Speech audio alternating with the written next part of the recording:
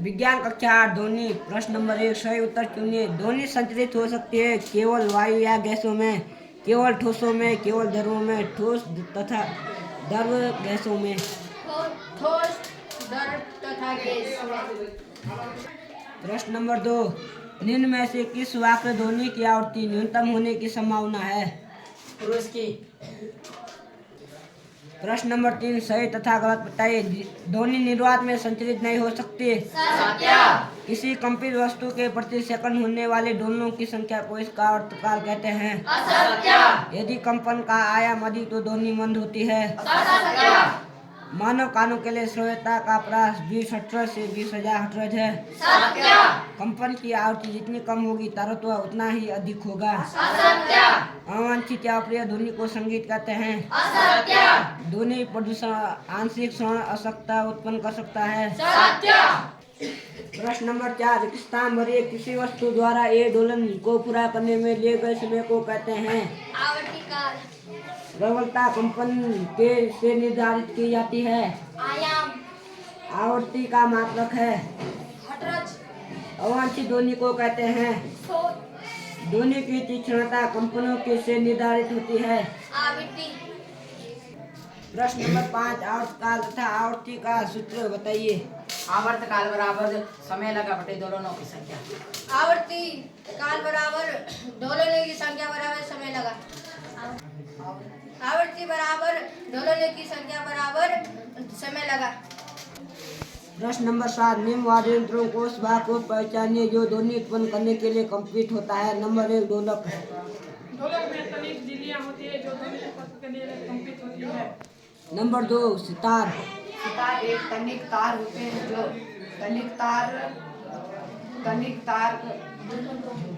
तनिक तार कंपन करती है और ध्वनि उत्पन्न होती है। नंबर 3 बांसुरी। बांसुरी एक कौन संगीत वाद्य यंत्र है जो ध्वनि उत्पन्न करने के लिए वायु स्तंभ का उपयोग करता है। प्रश्न नंबर 8 शोर तथा संगीत में क्या अंतर है? क्या कभी संगीत शोर बन सकता है? संगीत एक ध्वनि है और संगीत एक मधुर अनुभव कराती है। ध्वनि एक अवांछित और अप्रिय ध्वनि है। हाँ, संगीत शोर बन सकता है। अगर हम कई सारे गानों को एक साथ ऊंची आवाज में चलाएंगे तो शोर प्रदूषण होगा। संगीत एक ध्वनि है जो मधुर अनुभव उत्पन्न करता है। शोर एक अवांछित और अप्रिय ध्वनि है। जब हम एक साथ सभी संगीतों को जोर ज्यादा आवाज में चलाएंगे तो संगीत शोर बन सकता है।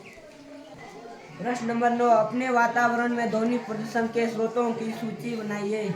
शोर प्रदूषण मुख्यतः वाहनों और विस्फोटक और पटाखे ऊंचे डेक चलाते समय और वाहनों के आवाज से और कुकर की सीटी से, जब बारिश होती है तब चद्दर के बजने से और रेडियो से, इनसे ध्वनि प्रदूषण होता है। प्रश्न नंबर 10 वर्णन कीजिए कि शोर प्रदूषण मानव के लिए किस प्रकार से हानिकारक है। अगर हम सोए होंगे तो वहाँ पे शोर प्रदूषण हो जाएगा तो हमारी नींद खराब हो जाएगी और हमें बेचैनी होगी और हमारा बीपी लो और बीपी हाई भी होगा शोर प्रदूषण से और हमारे कानों की सुनने की क्षमता कम हो जाएगी। प्रश्न नंबर 11 आपके माता पिता एक मकान खरीदना चाहते हैं। उन्हें एक मकान सड़क के किनारे पर तथा दूसरा सड़क के 3 गली छोड़ कर देने का प्रस्ताव किया गया। आप अपने माता पिता को कौन सा मकान खरीदेंगे और का सुझाव देंगे? अपने उत्तर। सड़क के किनारे शोर प्रदूषण ज़्यादा है, इसलिए हम एक ऐसे मकान का सुझाव देंगे जो सड़क से 3 गली दूर है, क्योंकि वहाँ पर वायु स्तर और हवा कुछ हद तक कम होगा। प्रश्न नंबर 12 मानव वाक यंत्र के कार्य बताइए। मानव वाक यंत्र हमारे गले में स्थित होता है और मानव वाक यंत्र से हमारी ध्वनि उत्पन्न होती है और मानव वाक यंत्र को हम कंठ भी कहते हैं। प्रश्न नंबर 13 आकाश में तड़ित तथा मेघ गर्जन की घटना एक समय पर तथा ऐसे समान दूरी पर घटित होती है। हमें तड़ित पहले दिखाई देती है और मेघ गर्जन बाद में सुनाई देती है। क्या आप इसकी व्याख्या कर सकते हैं? ध्वनि की गति 330 मीटर प्रति सेकंड होती है और तथा प्रकाश की गति 30 करोड़ मीटर प्रति सेकंड होती है, इसलिए तड़ित पहले देखी जाती है और मेघ गर्जन बाद में दिखाई देती है। कक्षा 7 विद्युत धारा और इसके प्रभाव। विद्युत धारा और इसके प्रभाव से आप क्या समझते हैं? विद्युत धारा बिजली के तारों में बहने वाली धारा से हमारे घर के पंखे और बल्ब ऑन हो जाते हैं, इसे ही हम विद्युत धारा के प्रभाव कहते हैं। प्रश्न नंबर 1 में 4 सेल दिखाए गए हैं। रेखा खींचिए कि यह निर्देशित कीजिए कि 4 सेलों में टर्मिनल को तारों द्वारा संयोजक करके आप बैटरी कैसे बनाएंगे? सेलों से बैटरी बनाने के लिए धनात्मक टर्मिनल को दूसरे सेल के ऋणात्मक टर्मिनल से मिला होना चाहिए। प्रश्न नंबर 2 परिपथ में बल्ब दीप्त नहीं हो पा रहा है, क्या आप इसका कारण पता लगा सकते हैं? परिपथ में आवश्यक परिवर्तन करके बल्ब को प्रदीप्त कीजिए। परिपथ में हमेशा एक धन टर्मिनल हमेशा दूसरे सेल के ऋण टर्मिनल से जुड़ा होना चाहिए। इस परिपथ में ऋण टर्मिनल से जुड़ा है, इसीलिए परिपथ में बल्ब दीप्त नहीं हो रहा है। प्रश्न नंबर 3 विद्युत धारा के किन्हीं 2 प्रभाव के नाम बताइए। विद्युत धारा के 2 प्रभाव होते हैं, तापीय प्रभाव और चुंबकीय प्रभाव। तापीय प्रभाव जैसे हीटर और बल्ब का जलना आदि। चुंबकीय प्रभाव बिजली की लिफ्ट, पंखा और बैल आदि। प्रश्न नंबर 4 रिक्त स्थान की पूर्ति कीजिए। विद्युत सेल के प्रतीक में लंबी रेखा इसके टर्मिनल के निरूपित करती है। टर्मिनल। 2 या अधिक विद्युत सेल के संयोजक को कहते हैं बैटरी कहते हैं। जब किसी विद्युत हीटर में स्विच की ऑन करते हैं तो इसके रक्त तप्त हो जाता है। विद्युत धारा के तापीय प्रभाव पर आधारित सुरक्षा युक्त को कहते हैं फ्यूज कहते हैं। निम्नलिखित कथनों पर सत्य अथवा असत्य अंकित कीजिए। 2 सेलों में बैटरी बनाने के लिए एक सेल के ऋण टर्मिनल को दूसरे सेल के ऋण टर्मिनल से संयोजक करते हैं। असत्य। जब किसी फ्यूज में से किसी निश्चित सीमा में अधिक विद्युत धारा प्रभावित होती है तो यह पिघलकर टूट जाता है। सत्य। विद्युत चुंबक चुंबकीय पदार्थ को आकर्षित नहीं करता। असत्य। विद्युत घंटी में विद्युत चुंबक होता है। सत्य। प्रश्न नंबर 6 क्या विद्युत चुंबक का उपयोग किसी कचरे के ढेर से प्लास्टिक को पृथक करने के लिए किया जा सकता है? स्पष्ट कीजिए। केवल लोहा, क्योंकि लोहे के अंदर चुंबकीय गुण होते हैं और प्लास्टिक की वस्तुओं के अंदर चुंबकीय गुण नहीं होते हैं, इसीलिए लोहे को आकर्षित करते हैं और प्लास्टिक को नहीं। जुबेदा ने एक सेल होल्डर बनाया तथा इसे एक स्विच और बल्ब में से जोड़ा। कोई विद्युत परिपथ बनाया। जब उसने स्विच को ऑन की स्थिति में किया तो बल्ब दीप्त नहीं हुआ। परिपथ में संभावित दोष को पहचानने में जुबेदा की सहायता कीजिए। संभावित कारण इस प्रकार है, बल्ब फ्यूज हो सकता है या खराब हो सकता है, ढीला कनेक्शन हो सकता है, तार शॉर्ट हो सकता है, स्विच अच्छी तरह से काम नहीं कर रहा है, सेल की शक्ति समाप्त हो गई है। प्रश्न नंबर 7 जब स्विच ऑफ की स्थिति में है तो क्या कोई भी बल्ब दीप्त होगा? कोई भी बल्ब नहीं जलेगा क्योंकि विद्युत परिपथ बंद नहीं है। जब स्विच को ऑन की स्थिति में लाते हैं तो बल्ब ए बी सी तथा के दीप्त में होने का क्रम क्या होगा?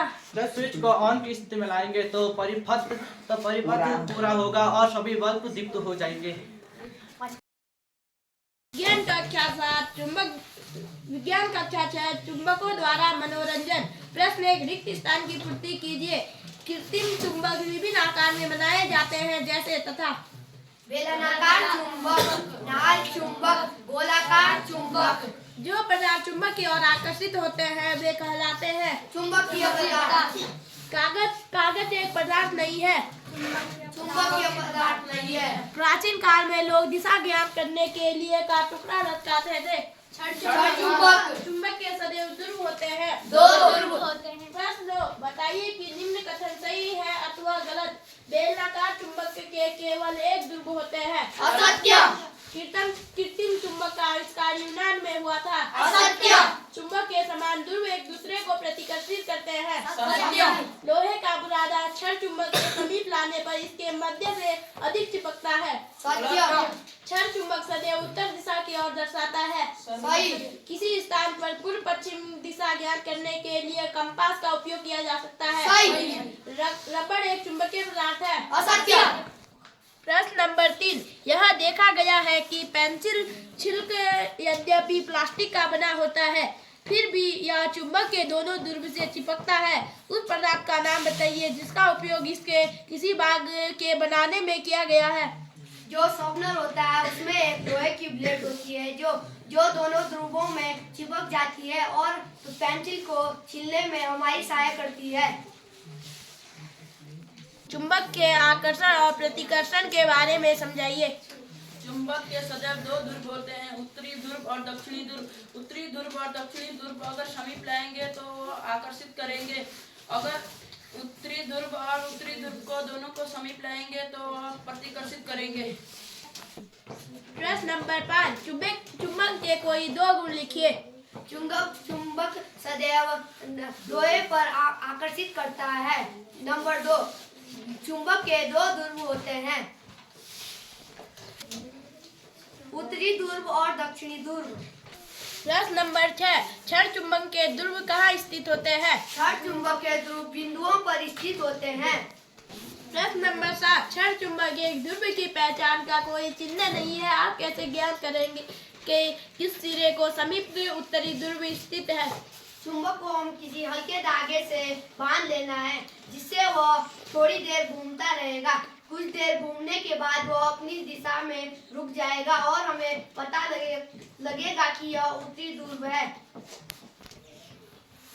जो ध्रुव उत्तरी दिशा में रुकेगा वह उत्तरी ध्रुव है और जो दक्षिण दिशा में रुकेगा वह दक्षिण ध्रुव है। प्रश्न नंबर 8, आपको एक लोहे की पट्टी दी गई है, आप इसे चुंबक कैसे बनाएंगे? चुंबक से इस पट्टी को घिस लेना है। 40-50 बार घिस लेने के बाद इसे लोहे के बुरादे के पास ले जा लेना है। लोहे के बुरादे के पास इसे रख लेना है और आप देख सकते हैं कि इसके दोनों ध्रुवों पर लोहे का बुरादा चिपक रहा है। प्रश्न नंबर 9, दिशा निर्धारण में कंपास का किस प्रकार उपयोग होता है? कंपास को हमें एक ऐसी जगह पर निश्चित रहने देना है जिससे अगर हम दक्षिण दिशा में जाना चाहते हैं तो यह दक्षिण दिशा में इसकी अंदर जो पट्टी होगी वह दक्षिण दिशा की ओर घूम जाएगी।